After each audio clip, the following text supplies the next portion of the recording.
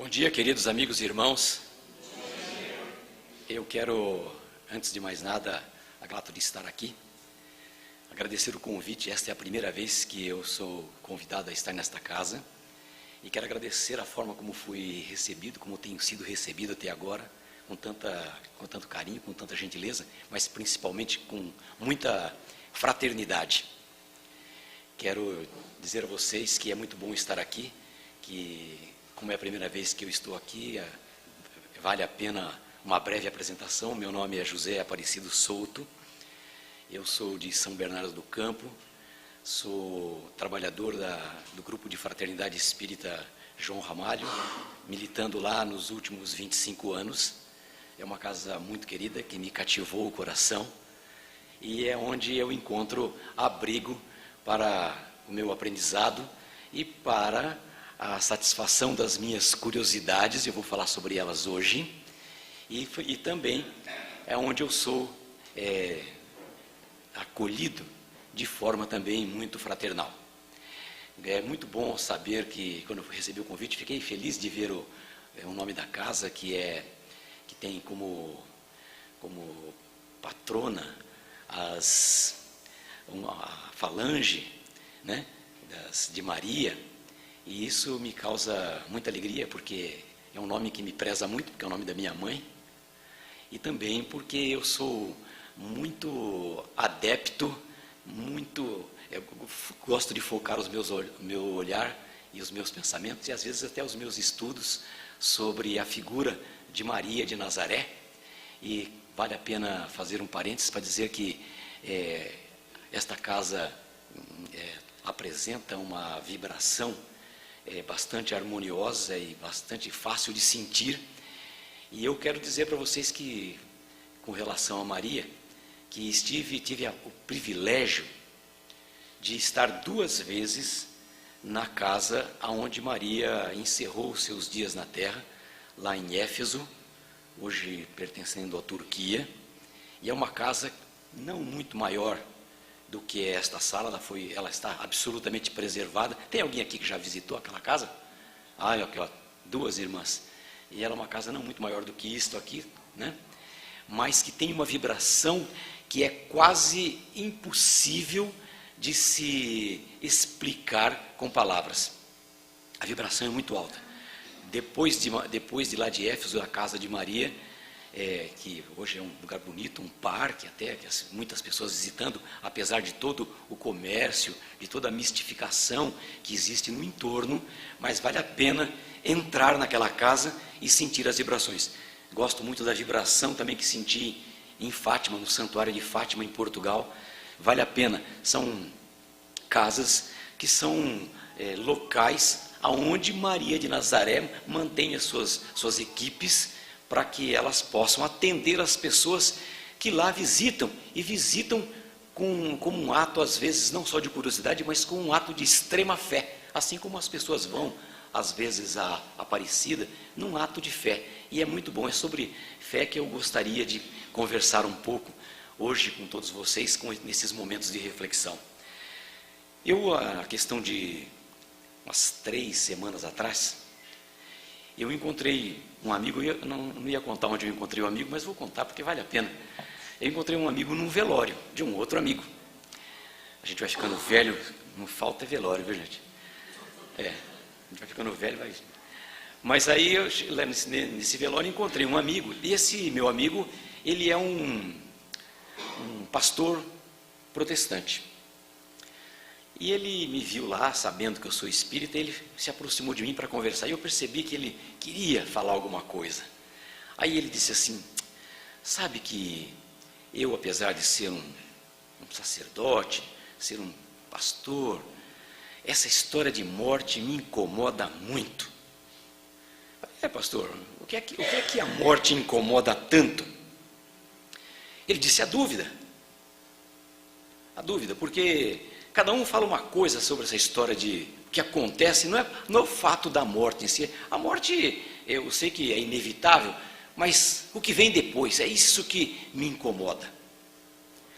E eu fiquei ouvindo ele falando, assim, uns 5 minutos sobre suas dúvidas, e mas eu percebi que ele queria que eu falasse alguma coisa, que eu dissesse a ele sobre a minha visão como espírita. E eu disse: pastor, nós como espíritas temos uma visão um pouco diferente, né, do momento que vem após a morte. Mas não posso dizer para o senhor que nós também não temos dúvidas, né? Se nós não tivéssemos dúvidas, se nós tivéssemos sempre absoluta confiança, que é sinônimo de fé, nós não ficaríamos preocupados também não. Mas eu vejo que muitos espíritas também morrem de medo de morrer. Estão morrendo de medo de morrer. Eu sei, mas olha, vamos deixar isso para depois, não estou com pressa, né? Todo mundo quer dar um jeitinho de ficar o máximo de tempo.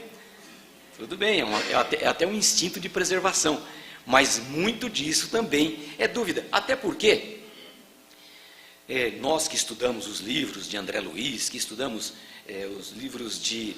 Tem alguns livros também do Luiz Sérgio, que fala muito sobre isso, e ele até tem um livro do Luiz Sérgio que eu recomendo para aqueles que ainda têm dúvidas sobre a situação da passagem, chama... será que eu não vou lembrar? Na hora do adeus.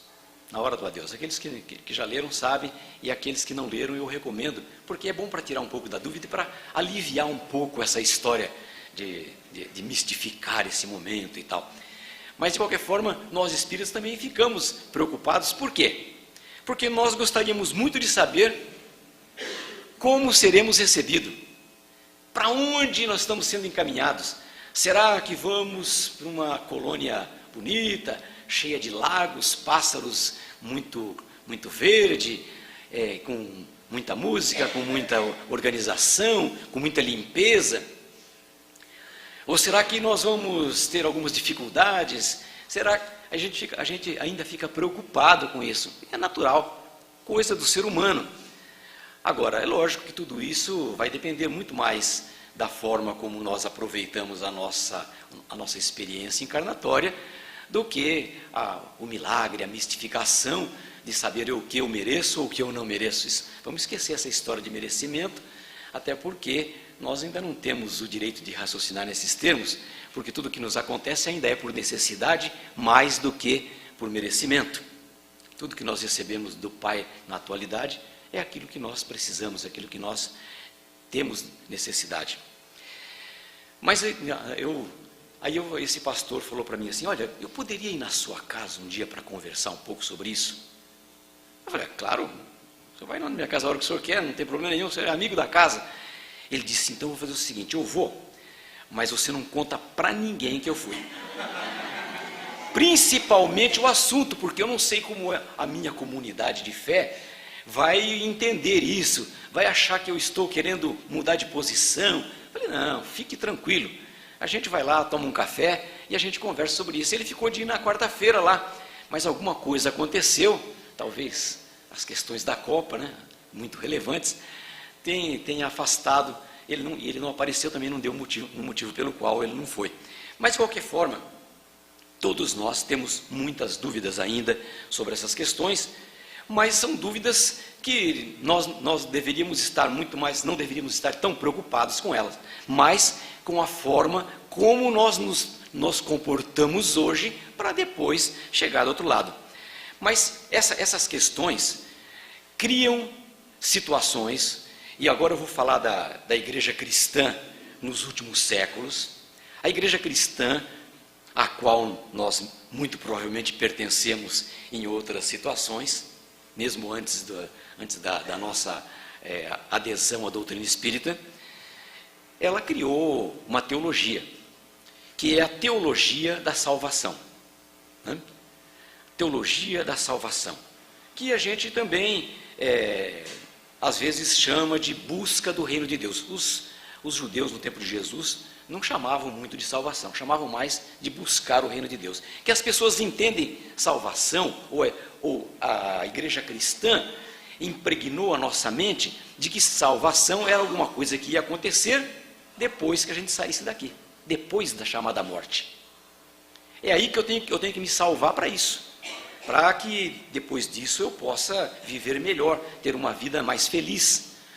Mas se a gente perguntar para as pessoas o que significa salvação, as pessoas, pode ser que cada uma tenha uma resposta diferente, tenha uma ideia diferente do que seja isso. De qualquer forma, nós buscamos a salvação. Só que a igreja também criou um problema para a gente. A igreja cristã criou a salvação através da lei. Essa lei é humana, não é uma lei divina. Da lei do mínimo esforço. O importante é saber que a igreja pregou durante séculos um Deus punitivo, um Deus que ia fazer um julgamento, e esse julgamento não tinha alternativa, condenado ou absolvido. Isso intranquiliza as pessoas, gente, vamos falar a verdade. Eu vou chegar uma hora que vocês vão dizer para mim assim, ó, você está condenado e você está absolvido. E eu não sei, não conheço bem os critérios do julgamento. Ah, porque isso é mistério de Deus. É isso que nós aprendemos. Ou aqueles que foram católicos e já foram no catecismo, não aprenderam isso. Isso é um mistério de Deus. Nós vamos ser julgados um dia, e aí, sem alternativa. A igreja católica ainda criou uma coisa mais adequada, muito parecida com a nossa forma de enxergar, que era o purgatório, ou um umbral, que é um lugar onde o espírito fica por um tempo determinado para purgar. Purgar significa pagar, quitar, né? E aí a gente vai lá e tenta resolver, se as nossas faltas não foram assim tão graves. Mas também a igreja resolveu o que era falta grave e o que não era falta grave. Decidiu isso. E nós fomos impregnados dessas ideias durante muito tempo. Mas para que as pessoas não fugissem da igreja nesses últimos séculos, a igreja tinha que trazer um atrativo. Marketing. E qual é o atrativo? Olha, Deus vai condenar mesmo ou vai absolver mesmo. Só que tem um detalhe. Nós vamos oferecer alternativas. Nós, igreja, vamos fornecer alternativa. A igreja cristã tem alternativa. Qual é a alternativa? Bom, nós vamos oferecer algumas. Uma delas é o batismo. Se você for batizado, então você está salvo. Porque o batizado libera a gente do quê? Do pecado original. Qual era o pecado original? Um pecado que alguém fez pelo qual eu terei que pagar. Adão comeu a maçã e eu vou ter que pagar pela desobediência dele. Coisa mais ou menos desse tipo. Mas eles também criaram, dizendo, olha, o batismo libera você do pecado original. Esquece o que foi feito lá atrás. A outra situação é o arrependimento. Se você, no último minuto, no último segundo, já nos acréscimos, agora linguagem de Copa, se nos acréscimos você se arrepender, tudo bem. Como é que é esse arrependimento? Bom, você se confessa para o sacerdote, né? Quando eu era criança, eu colocava a vela na mão, gente. Uma vez eu vi aquilo, eu falei para minha mãe, mãe, o que é que vão fazer? Vai queimar a mão do homem, né? Preocupado, puseram a mão na vela, e aí a pessoa fazia a chamada extrema unção, que é onde a pessoa se declarava arrependido, e a declaração era suficiente para que ele então chegasse do outro lado, livre de todas as suas faltas, de todas as suas iniquidades. Isso é uma lei do mínimo esforço, hein, gente? Vamos falar a verdade, porque não tem como demonstrar que a pessoa realmente se arrependeu, basta se declarar. Eu me declaro arrependido, ponto. Assim como eu tentei falar isso uma vez para uma pessoa a quem eu ofendi, falei, eu estou arrependido. Ele falou, prova. Aí estou aqui até hoje, né? Então, e a gente fica, e é isso que acontece. A gente tem que, a igreja criou essas coisas. Fora isso, criou também a imagem de uma salvação que fosse uma coisa que a gente também não sabe o que é. Aí a gente aprendeu na igreja tradicional que a salvação seria um lugar de felicidade, um lugar de contemplação, um lugar de eterna oração, um lugar de eterna música suave. Gente, vocês já pensaram bem nisso? Nós vamos para um lugar onde não tem nada para fazer. Você vai ser obrigado a ouvir música clássica o tempo todo. ficar fazendo oração o tempo todo e contemplando as belezas do ambiente. Fique de férias 4 anos, num resort, lugar lindo, maravilhoso, mas fique, para ver o que é que vocês vão fazer depois de 2 meses. Eu não aguento mais ficar aqui, porque não tem nada para eu fazer, porque eu não estou criando nada, eu não estou fazendo nada nem por mim, nem por ninguém. Mas nós aprendemos essa salvação contemplativa, em que as pessoas ficavam adorando a Deus. Não que a adoração é uma lei divina, mas só que as pessoas interpretam a oração como eu voltar o meu pensamento para o alto e ficar o tempo todo elogiando Deus. Ó Senhor, o Senhor é o único que é digno de toda honra, é o único que é digno de toda glória. O Senhor é todo poderoso, todo misericordioso, toda bondade. Ele vai olhar para mim e fala assim: eu sei, e daí? E você? Aí eu escrevo no carro: Deus é fiel. Ele fala: eu sou, e você? Quero ver você. Você é fiel com os seus amigos? Não estou falando nem com a mulher não, hein? Você é fiel com os seus amigos? Você é fiel ao seu trabalho? Você é fiel aos seus princípios? Você é fiel aos seus valores de família? Você é fiel? E eu ponho lá que Deus é fiel, porque daí eu estou elogiando Deus. Eu sempre faço essa comparação. É como chegar no banco, devendo no cheque especial, cartão de crédito estourado, e a gente é chamado pelo gerente. E o gerente, a gente chega lá, e ele fala: senta aí, por favor. Aí ele manda trazer uma aguinha gelada, serve café, e aí começa a conversar e tal, pergunta da família, e a gente começa a falar a mesma coisa: vou louvar o gerente. Nossa, olha, parabéns, eu não esperava que o gerente de banco fosse uma pessoa tão agradável, tão distinta, tão cordial. O senhor se veste muito bem, a sua gravata é linda, o seu colarinho é impecável, parabéns, a sua forma de tratar as pessoas é maravilhosa. Ele fala: muito obrigado. Mas e a dívida? E a conta, como é que vai ser? Como é que o senhor vai querer pagar? Como é que nós vamos fazer? Vamos bloquear o seu cheque, bloquear o seu cartão, vamos ver como é que vamos conversar com o seu fiador, como é que é?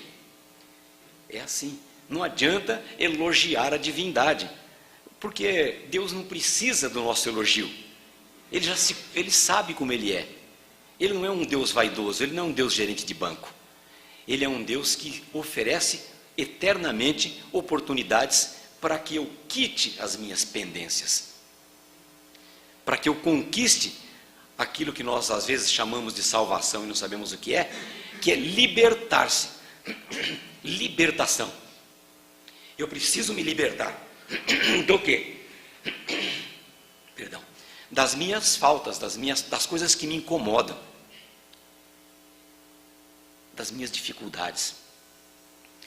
Aí a gente pergunta: e nós teríamos forma de salvação? Agora eu falo da doutrina espírita, porque a doutrina espírita é mais recente, mais nova, e não veio para acrescentar nada àquilo que o Cristo trouxe, mas veio para esclarecer aquilo que ainda estava um pouquinho nebuloso, aquilo que nós ainda tínhamos dificuldade de entender. E foi falado sobre isso. A doutrina espírita veio trazer que existe uma forma de salvação. E qual é a máxima da doutrina espírita? Fora da caridade não há salvação. Olha só, aí já não é mais aquela salvação pelo elogio, não é a salvação só pela oração, não é a salvação só pela fé, mas a salvação pela caridade. Não que a gente não tenha que ter fé, admira-se a fé da pessoa que fez a prece aqui, porque a gente percebia que saía de dentro para fora, não era uma coisa ensaiada, vinha de dentro para fora, as palavras brotavam. Isso é sinônimo de fé. A pessoa fala com convicção, com confiança, acreditando, crendo. Mas aí também a doutrina espírita, para acrescentar a essa história de fora da caridade não há salvação, ela vem dizer lá no seu evangelho, no capítulo 18, que a gente já conhece o cristão como? Pela sua fé? Pelas suas obras. Ou seja, não basta ter fé, não basta confiar, não basta acreditar. É necessário fazer alguma coisa. Não basta eu confiar na minha mãe, eu tenho que fazer alguma coisa por ela. Ou eu tenho que melhorar a minha condição de relacionamento com ela. Não basta eu acreditar no meu país, eu tenho que fazer alguma coisa por ele. Não basta eu vestir a camisa verde e amarela só no tempo da Copa e colocar o coração na ponta da chuteira. É necessário saber o que é que nós temos feito, além de criticar. O que é que nós fazemos pela nossa cidade? O que é que nós fazemos pela nossa casa espírita? O que é que nós fazemos pelo nosso bairro? Pelo prédio onde nós moramos? Pela comunidade onde nós vivemos? O que é que nós temos feito? Ou seja, nós teremos considerados muito mais pela forma como nós agimos do que pela forma como nós pensamos. Porque o meu pensamento eu coloco aqui dentro e posso não externar para ninguém. Mas a forma como eu trato as pessoas é que vale. Até porque o próprio Jesus disse que nós receberíamos tudo aquilo que nós dessemos. Que nós colheríamos exatamente aquilo que nós semeamos. E que nós seríamos tratados da mesma forma como nós tratamos as pessoas. Certo? Se essas são máximas trazidas pelo próprio Cristo, se isto é verdade, se nós confiamos, se nós temos fé que isso é verdade, eu pergunto para vocês e levem para casa a pergunta para raciocinarem.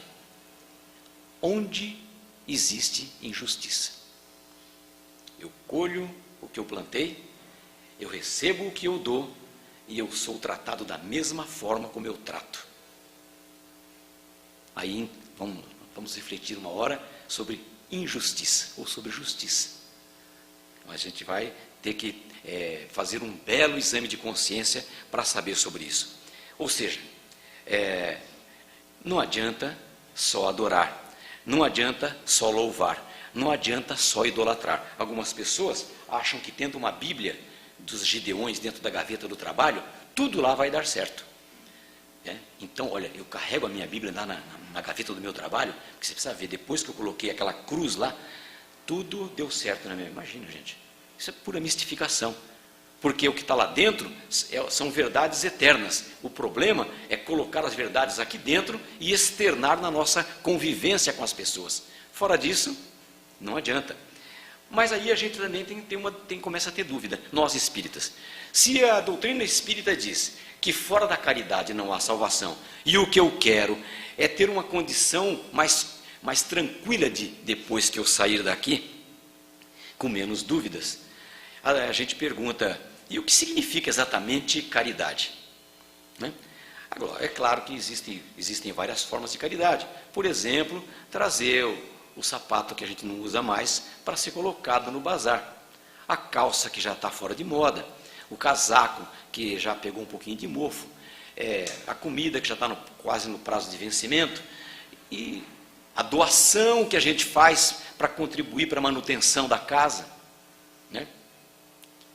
Tudo isso é uma forma de caridade, mas é uma forma de caridade em que a gente tira da onde? Quase sempre daquilo que está sobrando. Quase sempre do que está sobrando. Raramente a gente tira do essencial. Porque isso também faz parte, estou falando para nós espíritas, faz parte da lei do mínimo esforço. Eu fico com a minha consciência mais leve, porque eu estou doando alguma coisa, estou praticando um ato de caridade. Isso é um bom treino, isso é exercício, e treino não é jogo. Jogo é aquele que a gente vê lá, na hora da decisão, quando os adversários estão marcando em cima.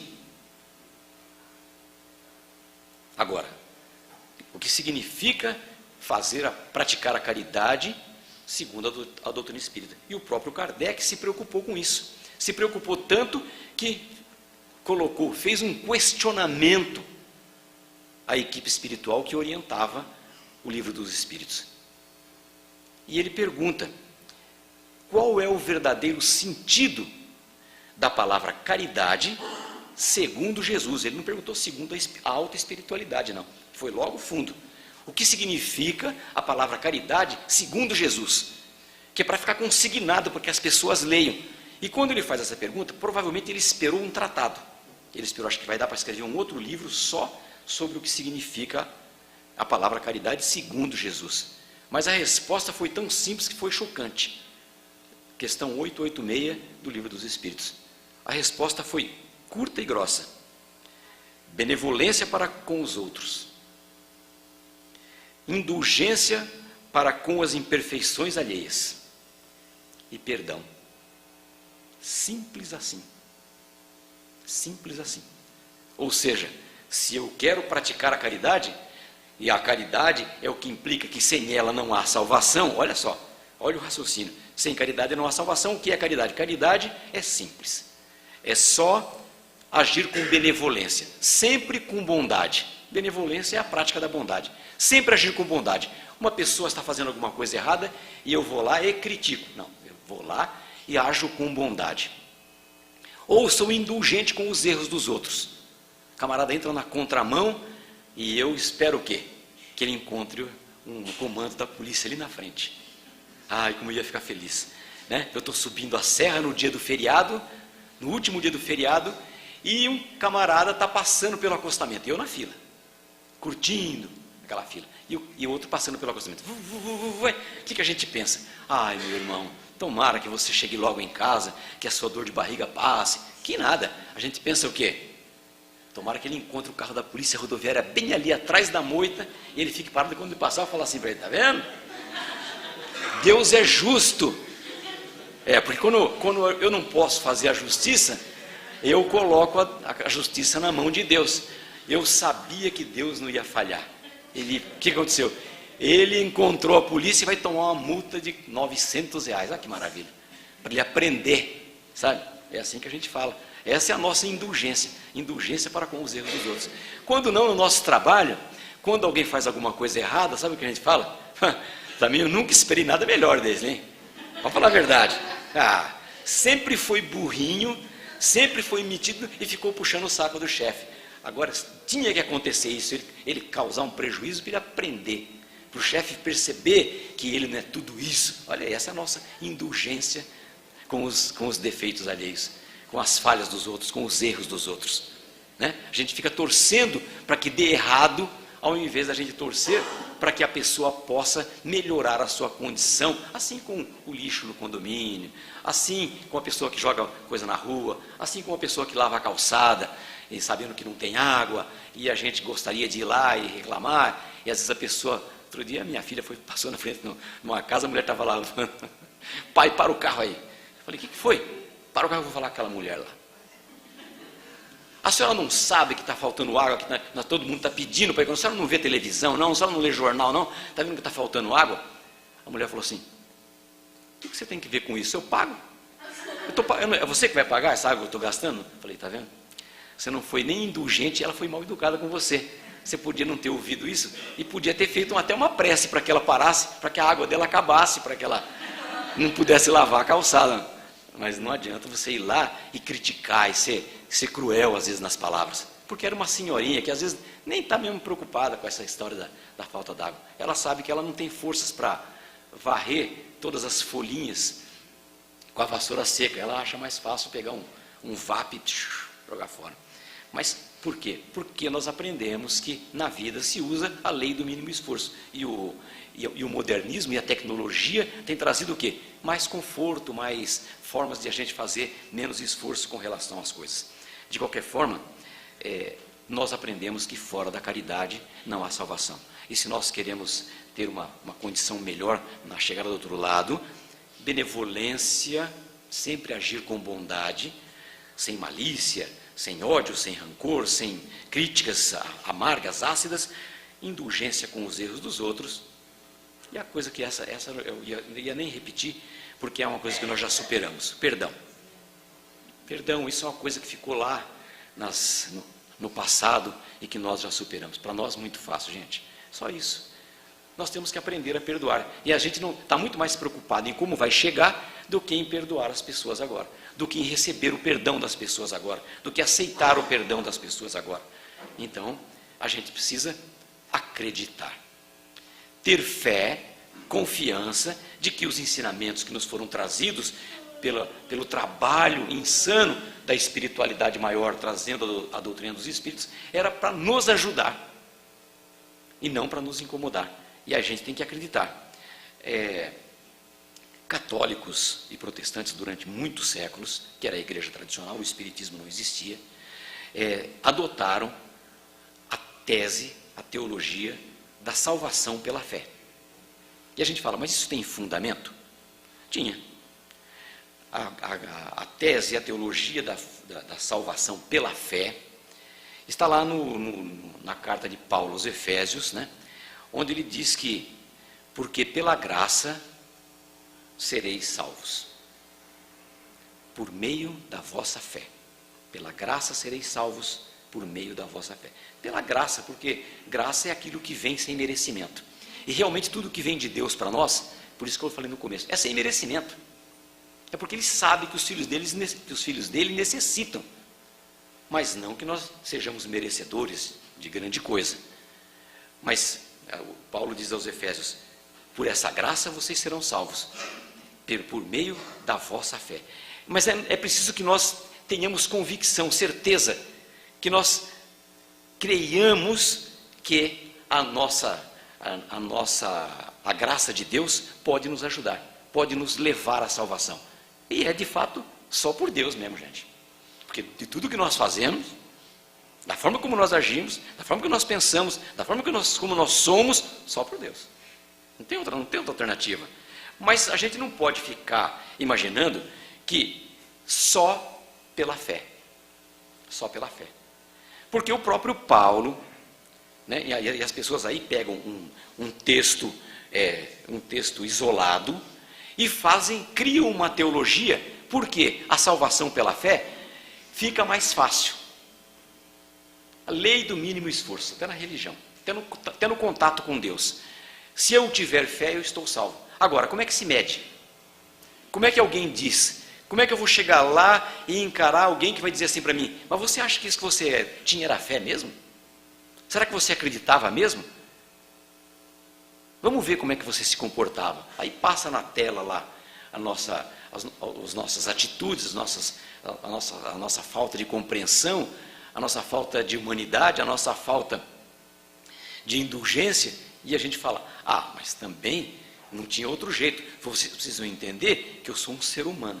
Essa é a forma como nós agimos quando somos chamados a atenção. Basta que alguém nos pegue num flagrante de coisa errada, que a gente vai dizer o quê? Errar é humano. Eu queria que você entendesse, que você me aceitasse como um ser humano. Ou nós não gostaríamos. Mas precisa ver como é que nós agimos quando nós pegamos o outro num flagrante. Aí nós falamos assim, meu irmão, você fez isso, mas eu sei, você é um ser humano, tenta se corrigir. Que nada, a gente chega lá e, que é isso? Onde já se viu? Você não tem cabeça não? E a gente vai criticando. Mas isso é isso que a gente tem que observar. Se alguém diz, pela fé vós sois salvos, como Paulo disse aos Efésios, e disse dentro de um contexto, porque Éfeso era uma cidade diferente de Corinto, diferente de outras cidades para quem ele escreveu, Tessalônica, Roma. Para cada uma ele focou alguns detalhes. Mas aí ele diz também na sua carta aos Coríntios. E o que ele diz na carta aos Coríntios? Aliás, esse trecho todo mundo conhece, porque todo mundo que já foi em casamento quase sempre ouviu primeira carta aos Coríntios, de 1 a 13. E Paulo diz aos Coríntios, ainda que eu falasse a língua dos homens e dos anjos, se não tivesse amor, eu nada seria. Ainda que eu doasse todos os meus bens aos pobres, ainda que eu desse meu corpo para ser queimado em sacrifício, se não tivesse amor, isso de nada valeria. Ou seja, doar todos os bens aos pobres, Paulo, não sou eu que estou falando. Sem amor, não vale nada. É só um treino, mas não é jogo. É só um exercício, mas ainda não é a decisão. E ele chama atenção para que nós precisamos cultivar o amor. Ou seja, nós temos que fazer algo de bom pelos outros, independentemente do negócio que a gente faz. Eu vou fazer o bem porque eu estou muito endividado. Não. A gente tem que aprender a fazer o bem de forma natural, sem pensar que está a fazer o bem. Esse é o objetivo, esse é o caminho, esse é o foco. Isso é aonde eu quero chegar. Ou seja, ele está dizendo que se não tiver amor, e que algumas traduções, como a de José Ferreira de Almeida, da carta de Paulo, diz que troca a palavra amor por caridade. Ele diz: se não tiver caridade, não tem, isso nada vale. Aí é que está. Nós temos que provar a nossa fé, é o que Paulo está querendo dizer. Nós temos que provar a nossa fé. A sua fé sem obras fica naquilo que está interiorizado, naquilo que é subjetivo, naquilo que é empírico. Ninguém vê, ninguém percebe, às vezes nem mesmo a gente, porque não tem uma régua, não tem uma escala para dizer quem tem mais fé e quem tem menos fé. Qual é a fé maior e qual é a fé menor? Uns fé de mais e outros fé de menos. Mas a gente não tem como avaliar. Não sabe. Se não sabe, a gente não pode saber. Nós ficamos querendo imaginar. Nossa, essa é uma pessoa de fé. Ela vai na missa 3 vezes por semana, gente. A outra não falta um culto sequer na igreja dela. Que pessoa de fé? É uma pessoa de Deus. Né? Ela vai lá, sai de lá, e o que acontece quando sai de lá? Como é que está o ânimo? Vou contar até um fato também verídico que aconteceu no interior do Paraná. Também olha só, assim, hoje eu estou inspirado com os protestantes, mas era uma pastora protestante que foi tomar posse de uma igreja. Ela foi nomeada para uma igreja no interior do Paraná. E ela chegou lá, ela não conhecia ninguém. Então ela começou a trabalhar na igreja, conheceu as pessoas que frequentavam lá e começou a verificar como funcionava tudo. E ela era uma pastora principiante, ela tinha só um fusquinha. E o fusquinha é meio baleado. Aí ela estava andando um dia na cidade com o fusquinha e o fusquinha dela pifou. O que ela fez? Ela se lembrou que tinha uma pessoa na igreja, que era um senhor, que ela sempre podia contar com ele. Tudo que precisava, ele era extremamente prestativo. Alguém que precisasse dele lá, ele estava sempre ali à disposição. Ele quebrou a telha, trocou lâmpada, o que precisasse dele ele fazia. Então ele era uma pessoa muito considerada. Aí o carro dela pifou e ela tentou ligar para ele, não encontrou o homem. Aí ela perguntou para um transeunte onde que tinha uma oficina mecânica de uma pessoa que não explorasse ela, porque ela não entendia nada de carro. Ele falou: vira a primeira direita, tem uma oficina ali de um rapaz que pode ir lá, que ele costuma ser honesto. Honesto, hein? Todo mundo acha que isso é virtude. Aí ela foi na oficina, chegou na oficina, o rapaz começou a cuidar do carro. Ela falou: não, a senhora pode esperar aí que não demora muito. E ela ficou conversando com o rapaz, e ela falou que ela era nova lá, que ela foi nomeada para uma igreja lá, e etc e tal. E ela falou assim: olha, eu vou aproveitar a oportunidade para te convidar, o dia que você quiser ir lá, você será bem recebido, faço questão de te receber lá. Ele falou: de que igreja que a senhora é pastora? Ela falou: da igreja tal ali. Ele falou: ah, lá não vou nunca. Ela falou: por quê? O que o senhor tem contra a igreja? Ele disse: não, contra a igreja nada. Mas vou dizer uma coisa para a senhora, eu conheço uma pessoa lá, que todo mundo fala bem, mas eu vou dizer, ele é terrível. Ela falou: quem é? Ela falou: fulano de tal, era justo o senhorzinho. Ele falou: por que o senhor está dizendo isso?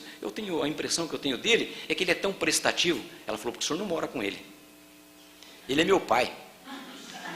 E ele vai mesmo à igreja todo dia. E ele chega em casa, ele usa de violência, ele é arrogante, ele é intolerante. Só ele que sabe, só ele que pode. Ele é o dono da verdade, só ele que tem razão.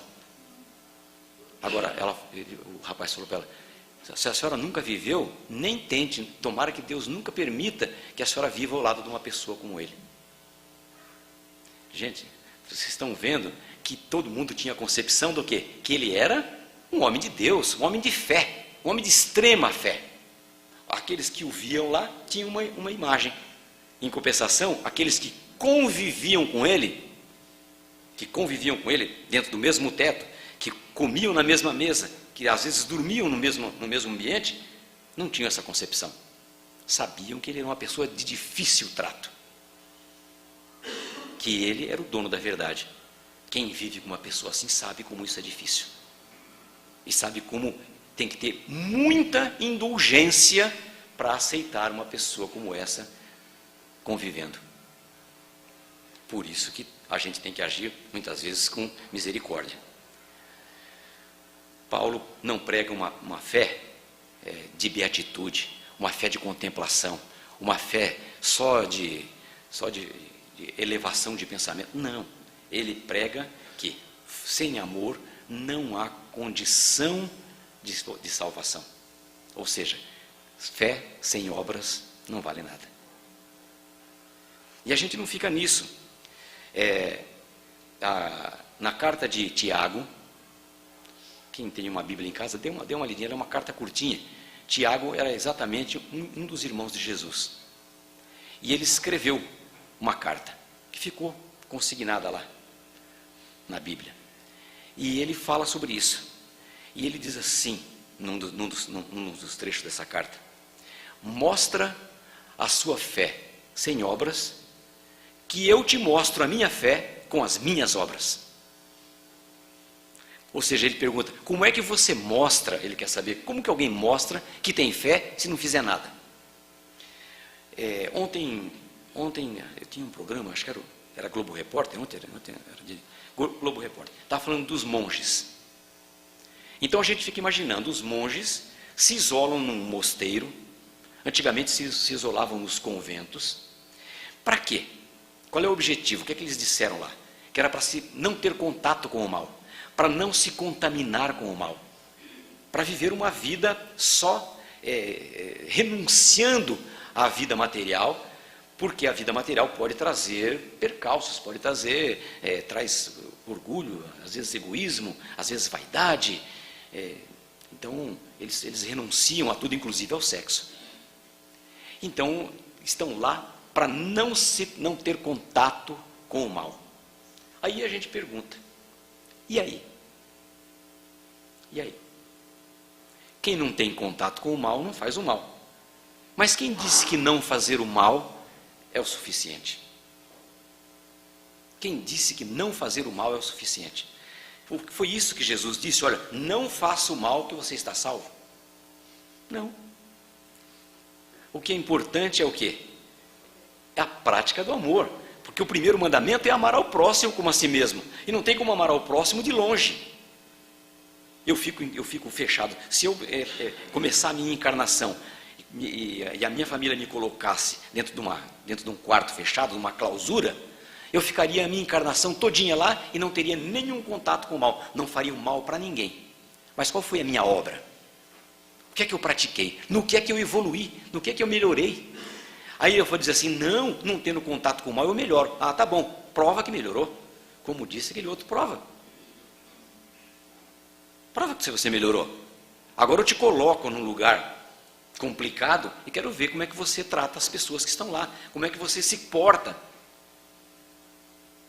Aí é isso que a doutrina dos Espíritos tem chamado a atenção. E o apóstolo Paulo tem uma afirmação muito interessante. Ele diz o seguinte, para quem vai sair daqui e chegar do outro lado, Paulo se refere a isso. Ele diz o seguinte, olha, na hora que você tiver que encarar isso, você não será considerado pelo mal que você fez. Gente, isso é uma doutrina consoladora. Passe uma borracha no mal que você fez. Você não vai ser considerado pelo mal que você fez. Quem vai considerar o mal que nós fizemos? Só a nossa consciência. Só a nossa consciência. Mas os outros, do outro lado, não vão considerar o mal que nós fizemos. Gente, não vai valer nada o mal que fizemos. Olha que coisa linda. Não é bom isso, saber disso?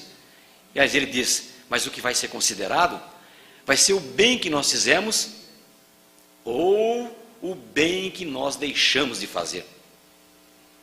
porque durante o tempo que nós estamos aqui, são colocadas muitas oportunidades à nossa disposição para a prática do bem.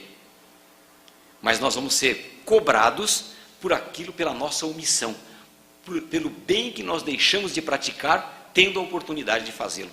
Isso é que vai pesar. Isso é que vai pesar.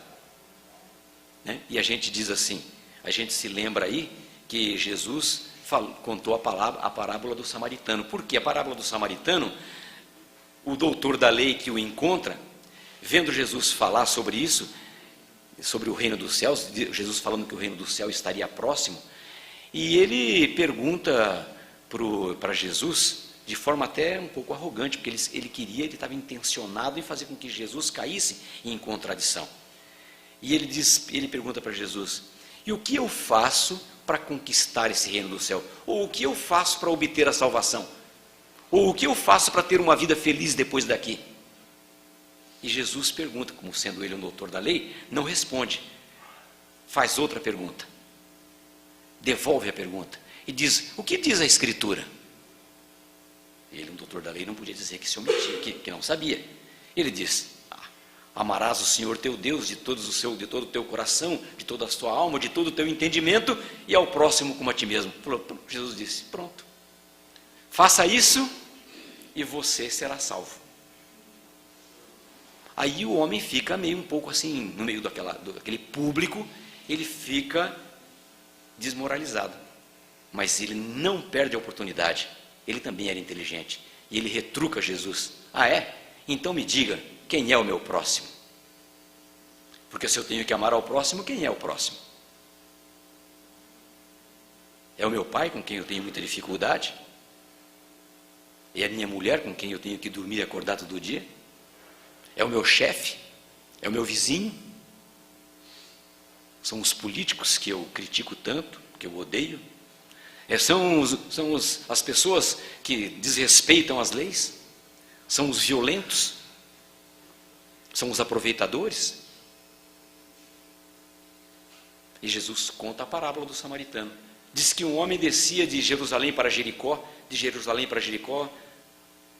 tem por volta de naquela época devia ter por volta de uns 12 quilômetros, 10, 12 quilômetros, não era mais que isso, era perto. E Jesus disse que ele descia para lá, porque Jericó estava num lugar mais baixo. E nessa caminhada, esse homem foi vítima de salteadores. Jesus contando uma coisa inédita para nós. Assalto. Vítima de assalto, né? Olha que coisa nova. A gente fica falando hoje, mas Jesus conta uma parábola onde acontece um assalto. Vítima de salteadores que roubaram tudo que ele tinha, ainda tiraram tudo que ele tinha, significava até a roupa, né? E tiraram, e ainda bateram nele, e considerando que ele estivesse morto, deixaram na beira da estrada. Latrocínio, ou pelo menos tentativa de latrocínio. Aí a gente pergunta, quem era esse homem? Bom, ele devia ser um mercador, que estava levando mercadoria, dinheiro, etc. e tal, e os assaltantes, sabendo disso, foram lá e se apropriaram das coisas que ele tinha, e tentaram matá-lo e o deixaram sem roupa. Por quê? Será que Jesus faz questão de falar que tirou a roupa? Porque ele usava tênis Nike, né? roupa da Diesel, Forum, sei lá. Não, é porque aquela pessoa não tinha identidade, Jesus não quis dar a identidade dele. E se ele tivesse com roupa, a roupa sempre dizia de que nacionalidade ele era, a que religião ele pertencia, e etc. e tal. As pessoas eram consideradas pela forma como se vestiam. Eles sabiam. Aí Jesus diz assim, que aí aquele homem jogado lá, passa um sacerdote. E o sacerdote olha para aquele homem e faz o quê? Gente, eu estou indo para Jericó porque eu vou fazer uma palestra lá. E se eu demorar para cuidar desse homem, ele já está morto mesmo, não vai adiantar nada ficar aqui fazendo. Se eu ficar aqui, capaz de chegar a polícia, eu vou ter que fazer um BO, vou ter que ir prestar depoimento, esse negócio, eu vou embora, deixa ele aí, porque ele está morto mesmo, não vou poder fazer mais nada, né? Foi embora.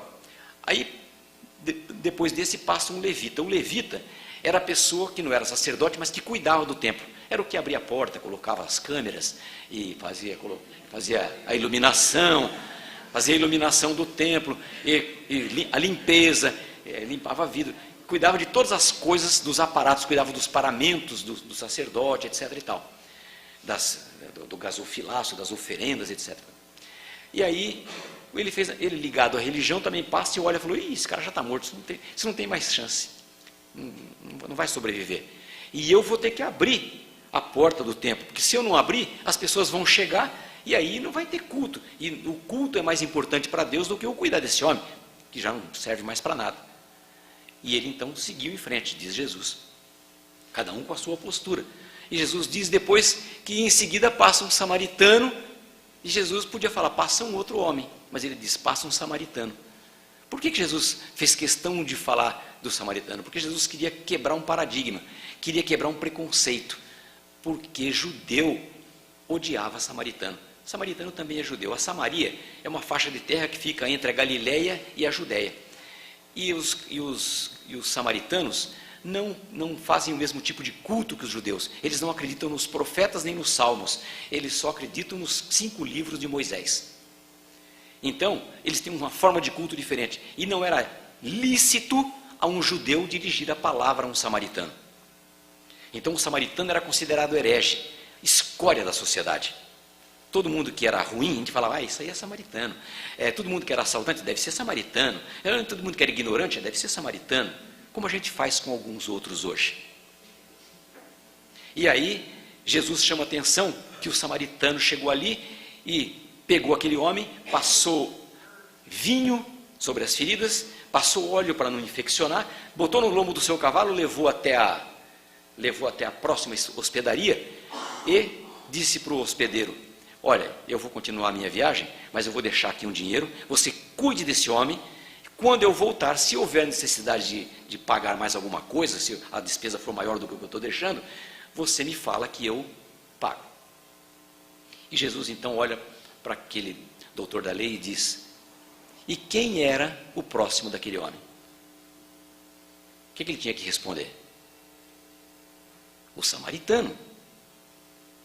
Aí, mas ele não podia dizer isso, porque não era lícito a um judeu falar a palavra, dizer a palavra samaritano, principalmente para elogiar. Então ele disse, foi aquele que agiu com misericórdia. Só para não dizer, não deu o braço torcer, só para não dizer samaritano. Esse foi aquele que agiu com misericórdia. Jesus disse o que para ele? Haja dessa forma e você será salvo. Ou seja, não importa o nome, não importa se ele tem bens, não importa a religião, não importa o partido político, não importa o RG, o CPF, não importa a nacionalidade. O ladrão levou até o cavalo do outro. Lógico, também não tinha carro. E aí o que acontece? Jesus chama a atenção para quebrar o paradigma do preconceito, da intolerância de todas as formas. E aí ele diz, o próximo é aquele que agiu com misericórdia. Essa é a forma de expressar o amor ao próximo, independentemente de saber quem é, independentemente de saber de onde ele vem, independentemente de saber o que ele pensa, independente de saber qual é a filosofia de vida que ele leva, independentemente, pode ser ladrão. Aliás, a doutrina espírita fala, isso não vamos entrar agora porque é muito comprido, sobre o amor aos assassinos, o amor aos violentos. Mas isso é uma coisa que nós temos que nos preparar um pouco mais para ainda assimilar a magnitude desse tipo de ensinamento. Mas Jesus diz, o amor ao próximo, ama ao próximo, aquele que age com misericórdia. Se nós então temos que nos precaver, para encerrar nosso trabalho de hoje, temos que nos precaver com o salvacionismo gratuito, com as facilidades, com a lei do mínimo esforço, inclusive para com o nosso relacionamento com Deus. Porque Ele nos dá oportunidade a cada momento. Deus dará sempre a cada um de nós uma segunda, uma terceira, uma quarta, uma infinita oportunidade de se recuperar das nossas faltas, das nossas omissões, inclusive da nossa falta de misericórdia, inclusive da nossa falta de demonstração de amor ao próximo, porque é só a demonstração de amor ao próximo que serão as obras que nós iremos considerar para efeito de demonstrar a nossa crença, de demonstrar a nossa fé. Fé se mostra com obras. Esta casa existe porque um dia alguém acreditou que se começasse a fazer, ela iria em frente. Pode ser que a ideia começou do outro lado, na espiritualidade, mas alguém que estava aqui tinha que receber a intuição e tinha que começar a dar os primeiros passos. E não adiantava, alguns podiam dizer, mas isso vai demorar muito, isso vai ser impossível. O povo não ajuda. Não importa, nós temos que sempre dar o primeiro passo. Sempre dar o primeiro passo e agir com misericórdia. Agir com caridade. E para agir com caridade, nós sabemos que temos que ter benevolência para com o próximo, indulgência para com as deficiências dos outros e perdão. Nós vamos voltar para as nossas casas, para as nossas atividades, e vamos encontrar lá as melhores oportunidades que Deus nos tem oferecido para a prática dessa chamada caridade, que sem ela não há salvação. Lá estão as pessoas mais adequadas. E segunda-feira nós vamos voltar para o nosso trabalho também. E lá estão também pessoas que Deus colocou do nosso lado para que nós possamos desenvolver, treinar, fazer com que a nossa caridade seja praticada. A gente ouve falar o seguinte: olha, eu vou ficar junto com esse homem porque eu quero ver se eu vou aguentar essa encarnação para nunca mais ter que ficar do lado dele. Alguém já ouviu isso ou não? Gente, acabou de assinar a sentença de retorno. Ou seja, se não vai conseguir resolver agora, se vai só tolerar, se vai só suportar, com certeza Deus vai dar outra oportunidade, uma santa oportunidade. E a gente fala, oh meu Deus, me ajuda a me libertar desse empiastro, desse meu marido. E a gente não quer, a gente tapa o ouvido para não ouvir a resposta de Deus. Porque provavelmente a resposta seria assim: minha filha, esse foi o melhor que eu encontrei para você na situação atual. Não tinha nada melhor para você agora. Escolhi ali a dedo o melhor que tinha para você aprender determinadas coisas, para você vencer algumas dificuldades que você tem, para você aprender a ser tolerante, a ser mansa, a ser compreensiva, a ser prudente nas palavras. É o melhor que eu tinha. Esse filho que está aí, foi você que escolheu. E eu falei para você, cuidado, você pode não suportar, a prova é muito dura. E você falou, não, porque nós somos arrogantes até com Deus. Não, agora eu estou preparado para encarar qualquer tipo de criatura. Chega aí, gente, é um desastre. Mas não tem nada, a gente vai ter sempre oportunidade.